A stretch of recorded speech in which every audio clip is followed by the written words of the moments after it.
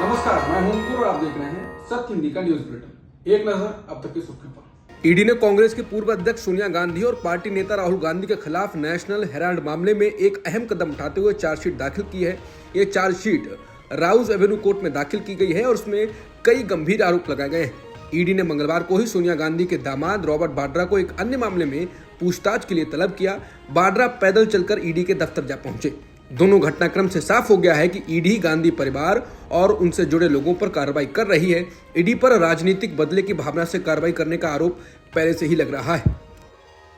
National Herald case में chargesheet दाखिल की गई है। इसे लेकर कांग्रेस देश भर में ईडी ऑफिस के बाहर विरोध प्रदर्शन करेगी।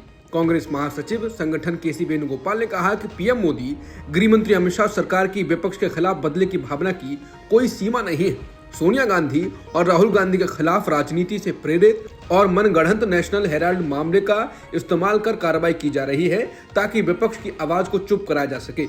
ये प्रधानमंत्री और गृह मंत्री की हताशा को दर्शाता है, जो लोगों की चिंताओं को दूर करने में फेल रहे हैं और लगातार ध्यान भटकाने की कोशिश कर रहे हैं। कांग्रेस नेता केसी वेणुगोपाल ने कहा कि ऐसा लगता है कि वे यानी कि बीजेपी भूल गए हैं।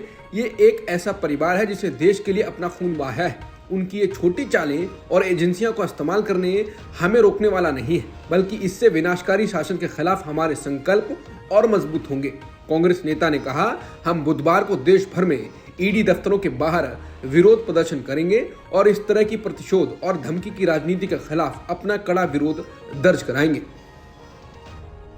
नेशनल हेराल्ड केस में चार्जशीट को कांग्रेस ने प्रधानमंत्री मोदी और गृहमंत्री अमित शाह के राजनीतिक बदले की कार्रवाई करार दिया है। कांग्रेस नेता जयराम रमेश ने एक्स पर पोस्ट किया, नेशनल हेराल्ड की संपत्ति जब्त करना कानून के शासन के नाम पर राज्य प्रायोजित अपराध है। उन्होंने लिखा कि सोनिया गांधी, राहुल गांधी और कुछ अन्य लोगों के खिलाफ आरोप पत्र दाखिल करना प्रधानमंत्री और गृहमंत्री की ओर से बदले की राजनीति और धमकी के अलावा कुछ नहीं है। जयराम रमेश ने लिखा, कांग्रेस और उसका नेतृत्व चुप नहीं रहेगा, सत्यमेव जयते। नेशनल हेराल्ड केस में बीजेपी ने कहा है कि जो लोग भ्रष्टाचार और सार्वजनिक संपत्ति की लूट में लिप्त थे, उन्हें अब इसका खामियाजा भुगतना पड़ेगा। राष्ट्रीय प्रवक्ता शहजाद पूनावाला बोले, अब ईडी का मतलब डकैती तथा वंशवाद का अधिकार नहीं, वो जनता का पैसा संपत्ति हड़प लेते हैं और कार्रवाई होने पर विक्टिम कार्ड खेलते हैं। उन्होंने इस केस में भी जनता की संपत्ति को अपना बना लिया। बीजेपी नेता सुब्रमण्यम स्वामी ने कहा है कि ईडी को पहले सोनिया और राहुल को गिरफ्तार करना चाहिए था, क्योंकि पीएमएलए की धारा 19 के अनुसार पहले आरोपी यानी सोनिया, राहुल और सैम पित्रोदा को गिरफ्तार किया जाना चाहिए। क्या मोदी ने इसे रोकने के लिए हस्तक्षेप किया? अगर ऐसा है तो मोदी को भी गिरफ्तार किया जाना चाहिए। नेशनल हेराल्ड केस में ईडी की चार्जशीट पर कांग्रेस नेता सुप्रिया नेत ने कहा है कि एक बार फिर साबित कर दिया कि नरेंद्र मोदी डरपोक है। वो डरते हैं राहुल गांधी और सोनिया गांधी जी की हिम्मत, उनके सच, उनके हौसले और उनकी न्यायप्रियता से। मोदी जी 12 साल से चल रहे इस फर्जी केस में एक चार्जशीट दाखिल करके आप क्या हासिल कर लेंगे? वो और लोग होते हैं जो आपकी गीदड़ धमकियों से डर जाते हैं। ये गांधी हैं, शेर के कलेजे वाले लोग हैं, जो इस देश के लिए, लोगों के हक के लिए आपकी विफलताओं और पूंजीपतियों के साथ आपकी साठगांठ की कलाई लगातार खोलते रहेंगे। उन्होंने कहा कि आपका नैतिक और दिमागी दिवालियापन दिखाता है और साथ में आपका डर भी। इस देश का प्रधानमंत्री डरता है, बहुत डरता है। नेशनल हेराल्ड केस पर बोलते हुए अभिषेक मनु सिंघवी ने कहा है कि केस में विषय में जो प्रक्रियाएं हो रही हैं वो नई नहीं है, क्योंकि जब से ये केस शुरू हुआ था तभी हमने कहा था कि ये बड़ा विचित्र मामला है। ये केस बिना एक रुपए की प्रॉपर्टी के स्थानांतरण के शुरू हुआ है। नेशनल हेराल्ड की पुरानी प्रॉपर्टी को मैनेज करने के लिए एक नॉट फॉर प्रॉफिट सेक्शन 8 की कंपनी बनाई गई, जिसमें सोनिया गांधी जी और अन्य लोग जुड़े हुए थे। इसमें ना डिविडेंड दिया जा सकता है और ना ही कमर्शियल ट्रांजैक्शन हो सकता है। इस कड़ी में एक मनगढ़ंत और झूठा केस रचा गया है। उसी श्रृंखला में चार्जशीट दाखिल करने की भी प्रक्रिया हुई है। शुरुआत से इस मामले का कानूनी रूप से सामना किया जा रहा है। ये एक फेक मामला है जिसमें कोई भी तथ्य नहीं है। अंततोगत्वा इस मामले में कोर्ट अपनी स्पष्टता रखेगा। इस केस को राजनीतिक प्रतिशोध की भावना से चलाया जा रहा है, जो दिख रहा है। बिजनेसमैन रॉबर्ट वाड्रा मंगलवार को ईडी ऑफिस पहुंचे। उन्होंने बताया कि हमने ईडी से कहा है कि हम दस्तावेज तैयार कर रहे थे, मैं हमेशा यहां आने के लिए तैयार हूं। बता दें, ईडी ने जमीन के एक सौदे से जुड़े मनी लॉन्ड्रिंग मामले में पूछताछ के लिए समन भेजा। उनके खिलाफ ये जांच हरियाणा के शिकोहपुर में एक जमीन के सौदे से जुड़ी है। पत्रकारों से बातचीत में रॉबर्ट वाड्रा ने कहा, मैं आशा करता हूं कि आज निष्कर्ष निकल जाएगा। इस केस में कुछ नहीं है। मैं जब कभी भी लोगों के हित में बोलता हूं तो ये एजेंसियों का दुरुपयोग करने लग जाते हैं। उन्होंने कहा कि केस में कुछ नहीं है, 20 साल थोड़ी लगेंगे कुछ ढूंढने के लिए। मैं 15 बार गया हूँ, 10-10 घंटे बैठ चुका हूँ, 23,000 डॉक्यूमेंट्स दिए हैं, फिर कहते हैं कि एक हफ्ते में सारे 23,000 डॉक्यूमेंट्स दोबारा दो। ऐसे थोड़ी ना चलता है। देश में खुदरा महंगाई दर मार्च 2025 में घटकर सिर्फ 3.34% रह गई है और यह आंकड़ा सितंबर 2019 के बाद सबसे कम है। मंगलवार को सरकार की ओर से जारी आंकड़ों के मुताबिक ये गिरावट मुख्य रूप से खाद्य पदार्थों की कीमतों में नरमी के चलते आई है। बाबा रामदेव ने शरबत जिहाद वाला बयान दिया था। इसके खिलाफ अब मध्य प्रदेश के पूर्व मुख्यमंत्री दिग्विजय सिंह ने रामदेव के खिलाफ थाने में शिकायत दर्ज कराई। दिग्विजय सिंह का कहना है कि अगर 10 दिन में कार्रवाई नहीं हुई तो इस मामले में कोर्ट का दरवाजा भी खटखटाएंगे। दिग्विजय सिंह ने कहा कि बाबा रामदेव सिर्फ अपने प्रोडक्ट्स की बिक्री बढ़ाने के लिए धर्म और नफरत का सहारा ले रहे हैं। बाबा रामदेव ने सांप्रदायिक तनाव फैलाने की कोशिश की है। बीजेपी और आरएसएस धर्म का उपयोग कर समाज में नफरत फैला रहे हैं। रामदेव बीजेपी के एजेंडे को आगे बढ़ा रहे हैं। बाबा रामदेव व्यापारी हैं, वो धर्म, स्वदेशी और राष्ट्रवाद के नाम पर नफरत फैला रहे हैं। रामदेव ने जिस शरबत ब्रांड का जिक्र किया है वो कंपनी दशकों से देश में आयुर्वेदिक और यूनानी उत्पाद बना रही है। बाबा रामदेव उस पर इसलिए हमला कर रहे हैं क्योंकि उसका मालिक मुस्लिम है।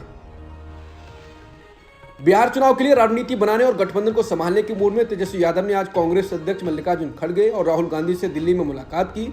यह बैठक करीब 60 मिनट तक चली। मीडिया से बातचीत में तेजस्वी यादव ने इस बैठक को पॉजिटिव बताया। वहीं बैठक का वीडियो ट्वीट कर कांग्रेस अध्यक्ष खड़गे ने कहा है, इस बार बिहार में बदलाव निश्चित है। उन्होंने लिखा कि युवा, किसान, मजदूर, महिलाएं, समाज के पिछड़े, अति पिछड़े व अन्य सभी वर्ग के लोग महागठबंधन की सरकार चाहते हैं। खड़गे और राहुल से मीटिंग के बाद तेजस्वी यादव ने कहा कि इसमें काफी पॉजिटिव चर्चा हुई। हम सभी 17 तारीख को पटना में अपने गठबंधन सहयोगियों के साथ बैठेंगे। आगे की रणनीति वहां तय की जाएगी। महागठबंधन में मुख्यमंत्री के चेहरे को लेकर हुए सवाल पर तेजस्वी यादव ने कहा कि इसको लेकर आप लोग क्यों चिंतित हैं? ये हमारा काम है, हम कर लेंगे, हम पूरी तरह से तैयार हैं। सीएम नीतीश कुमार पर निशाना साधते हुए तेजस्वी यादव ने कहा कि नीतीश कुमार हाईजैक हो चुके हैं। बिहार में एनडीए की सरकार नहीं बनने जा रही है। अयोध्या के राम मंदिर को एक और धमकी दी गई है। सोमवार की आधी रात को राम जन्मभूमि ट्रस्ट को एक ईमेल मिला जिसमें मंदिर की सुरक्षा बढ़ाने की चेतावनी दी गई। ट्रस्ट के अकाउंट ऑफिसर महेश कुमार ने बताया कि मंगलवार को पुलिस साइबर सेल में इसकी शिकायत दर्ज कराई गई है। धमकी के बाद जन्मभूमि परिसर और आसपास के इलाकों में सुरक्षा गश्त बढ़ा दी गई है। सुप्रीम कोर्ट ने इलाहाबाद हाई कोर्ट के उस आदेश पर आपत्ति जताई है जिसमें एक कॉलेज छात्रा के साथ रेप के अभियुक्त को यह कहते हुए जमानत दे दी थी कि छात्रा खुद इसकी जिम्मेदार है। इलाहाबाद हाई कोर्ट ने अभियुक्त को जमानत देते हुए कहा था कि छात्रा ने खुद ही मुसीबत को न्योता दिया था, उसके साथ जो भी हुआ है वो उसके लिए खुद जिम्मेदार है। हाई कोर्ट के इस आदेश का हवाला देते हुए जस्टिस BR गवई ने कहा कि जमानत देना एक बात है, लेकिन ये क्या टिप्पणी है कि उसने खुद मुसीबत को न्योता दिया। लाइव ब्लॉग की रिपोर्ट के मुताबिक उन्होंने जजों को अपने शब्दों के प्रति सावधान रहने और अपने नजरिए में संवेदनशील होने की जरूरत पर जोर दिया। सुप्रीम कोर्ट की टिप्पणी इलाहाबाद हाई कोर्ट के एक अन्य विवादास्पद फैसले पर सुनवाई के दौरान आई। 17 मार्च के उस फैसले में इलाहाबाद हाई कोर्ट ने कहा था कि पीड़िता के स्तन को छूना और पायजामे की डोरी तोड़ने को बलात्कार या बलात्कार की कोशिश के मामले में नहीं गिना जा सकता। पूर्व अमेरिकी राष्ट्रपति बराक ओबामा ने हार्वर्ड यूनिवर्सिटी के उस फैसले की तारीफ की है जिसमें संस्थान ने ट्रंप प्रशासन की कैंपस कंट्रोल नीति को सिरे से खारिज कर दिया। ओबामा ने इस कदम को अकादमिक स्वतंत्रता की जीत बताया और इसे अन्य शैक्षणिक संस्थानों के लिए प्रेरणादायक उदाहरण करार दिया। ओबामा ने ट्वीट कर लिखा है कि हार्वर्ड ने अकादमिक स्वतंत्रता को कुचलने के प्रयासों का विरोध कर उच्च शिक्षा संस्थानों के लिए एक उदाहरण प्रस्तुत किया है। संस्थान ने सुनिश्चित किया है कि सभी छात्र बौद्धिक अनुसंधान, विचार विमर्श और परस्पर सम्मान के वातावरण में सीख सकें। आशा है कि अन्य विश्वविद्यालय भी साहसिक रूप से सीखेंगे। अमेरिका और चीन के बीच चल रहा टैरिफ युद्ध और भी गंभीर होता जा रहा है। मंगलवार को आई एक रिपोर्ट के अनुसार चीन ने अपनी एयरलाइंस कंपनियों को अमेरिकी एविएशन कंपनी बोइंग से विमानों की डिलीवरी लेने से रोकने का आदेश दिया है। ये कदम बीजिंग और अमेरिका के बीच बढ़ते व्यापार तनाव का नतीजा है। मतलब साफ है कि ऑर्डर देने के बावजूद भी चीन अमेरिका से बोइंग की डिलीवरी नहीं लेगा। ब्लूमबर्ग की रिपोर्ट के अनुसार चीनी विमानों के लिए अमेरिकी से उपकरण और पार्ट्स की खरीद भी बंद करने का आदेश जारी किया गया है। यानी टैरिफ वॉर ट्रंप ने शुरू किया, लेकिन चीन झुकने का नाम नहीं ले रहा है, उल्टा झटका दे रहा है। अब तक की सुर्खियों में इतना ही। बाकी खबरों के लिए बने रहिए सत्यहिंदी.com के साथ।